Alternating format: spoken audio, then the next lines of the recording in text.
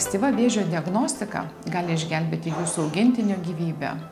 Mūsų klinikoje siūlome pažangiausius kraujo tyrimus, nukų vėžio žymenių tyrimą ir kaninė PSA šunų prostatos vėžio tyrimą, kurie padeda nustatyti ankstyvus vėžio susirgimus ir padėti laiku parinkti gydymą.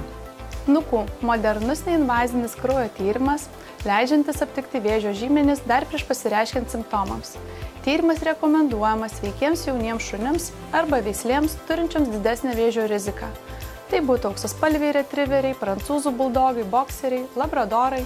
Tyrimas greitas, atsakymai pateikiami tą pačią dieną. CPSE – tai prostatos specifinio antigeno tyrimas, skirtas šunų patinams.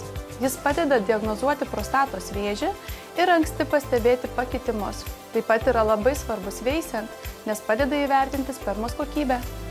Abu tyrimus rekomenduojame atlikti kasmet profilaktinės kasmetinės vakcinacijos metu. Šie tyrimai yra greiti, neskausmingi ir gali išgelbėti jūsų augintinio gyvybę. Profilaktika yra geriausias būdas išvengti sunkių ligų.